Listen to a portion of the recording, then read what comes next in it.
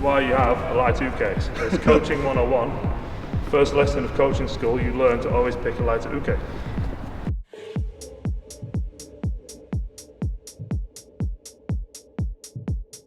Alright, hey guys, welcome back to the Judo Way of Life. My name's David. I'm joined again by Pat, who's been missing from training for several weeks now. So, not happy about that. But I'm getting him here now. It's just a fleeting passing, so I'm gonna make a video. I've put some of the technical stuff up, so the Uchi and Hane Goshi from the new Gokyo. So if you haven't seen the new Gokyo series I've been doing, where I've got the left-hand, right-handed versions, go and check that out. So it's on the judowayoflife.com or obviously on the YouTube. Now, a few comments were made about the difference between Hane Goshi, Uchi and Harai Goshi. Now, I'm sure this is only a small video, right? So I'm not going to be able to go into in-depth on every throw and really get down to every single specific difference between the three.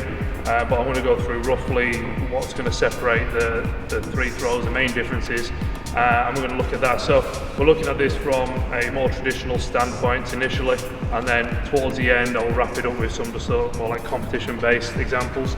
So if we're looking at it from the traditional, I'm going to do this as a left-hander doing these throws.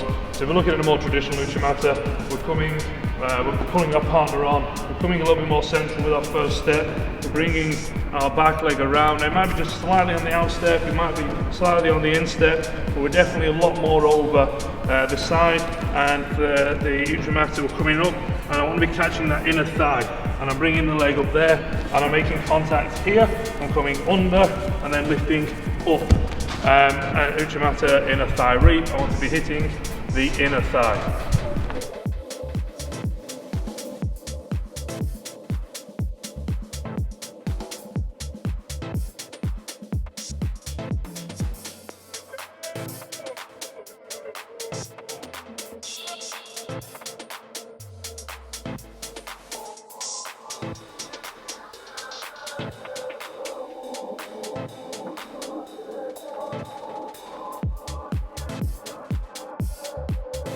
So legs extending, I've got a reasonably straight leg, and as I say, I'm hitting that inner thigh after I've done that pull-on movement, okay? Uchimata is an Ashi-Waza. The main throwing action is my leg coming up and hitting that inner thigh. Now, if we start to move across, we start looking at Hane Goshi, hip spring hip, one of those. It's a hip throw, okay? So the main point is we're bringing our partner this time onto our hip. Now in terms of the context of how the leg works, it's a springing action. So we're building the pressure, and then we're releasing it at the end. So again, I'm stepping in on the slim lapel again, I'm bringing forwards here, and then I'm bringing my initial leg further across. So I'm going to bring my second supporting leg in, I'm hips across, and I'm bringing my foot here so I can lift my partner up. First off, load them onto my hip, then as I come down, I'm bringing the leg, and then to finish, I'm springing the leg out to flip, well, to offload basically, offload Patrick off my back.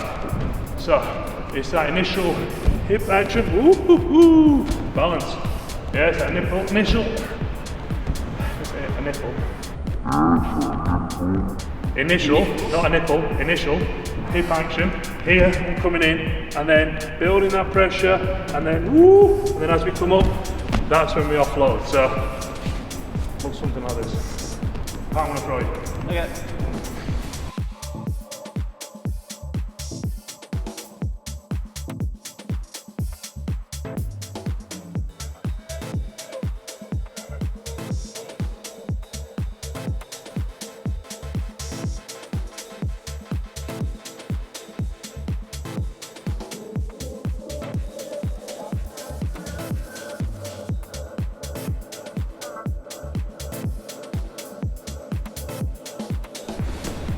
Last one, look at the Harai Goshi, which is another hip throw. So the main throwing action again is going to be the hip, and the leg is just that cherry on the cake. It's a slight sweep, so when I come in, I'm not looking to really smash backwards with the leg.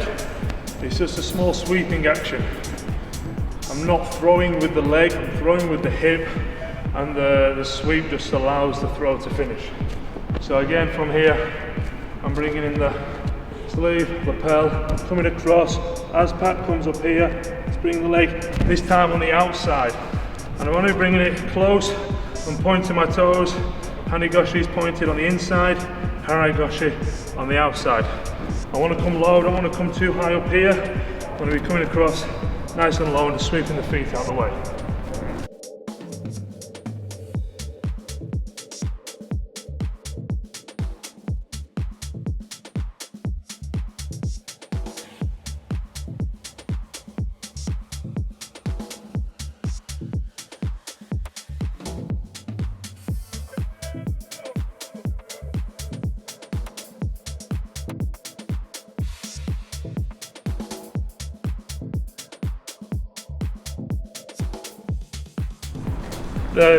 Roughly the main points.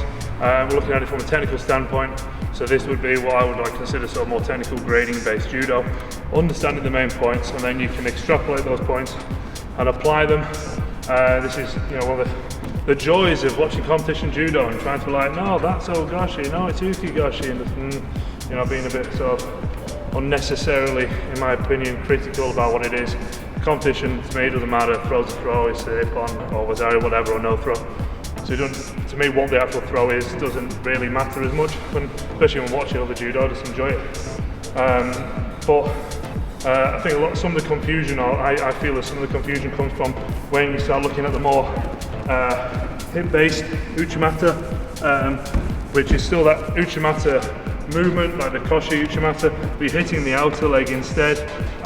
So it's not Hane Goshi because I'm not doing it the bent leg and coming up the middle, because that's a waste of time. But there's more hip involved. But then it's still a straight leg coming up for the uchimata for the finish. And I think sometimes that's where possibly confusion comes in between Hane Goshi and uchimata. So just to finish that one off to see what it looks like.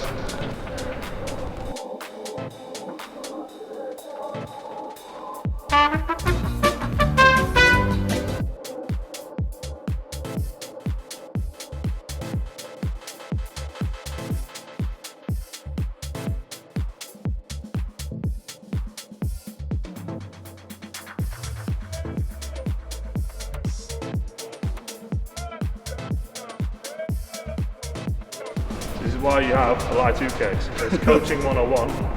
First lesson of coaching school, you learn to always pick a lighter uke. So yeah, so that's very quick, very rough outline.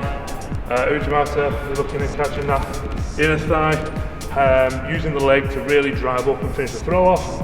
Hane Goshi, loading onto the hip first, then you got that inside the outer leg. You can make contact lower down, you're not coming near the thigh really, here, and you're doing that springing action. And then Harai Goshi, again, you can right across, loading onto your hip, and then it's just finishing off with the outer sweep. Yeah, I'm sure I want to get loads of... If things I've missed, put them in the comments below. Yeah, rip me a new one, go on.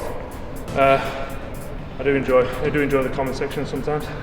So go for it, full permission to tear me apart, and then we'll go with that. So I mean, hopefully for those people that are a bit unsure about the three, that has given you some insight and provided you with a bit more of a framework to work with what you're doing for your grading. Now, at the bottom of the description, I'll put all three throws from the new version, like I said, the Gokyo that I've done with the left and right versions, for you to have a look at if you are still a bit unsure. Always thank you to Pat. Without my uke, I am nothing. Without my uke, without me, my uke is nothing. I got that messed up then. So I probably won't see Pat now for another 4 months whilst he goes and does whatever he does when he's not here. But thank you for watching. Yeah, if you want me to do anything else, like I said, this was something that was requested in the comments. So if there is anything you want me to do, let me know.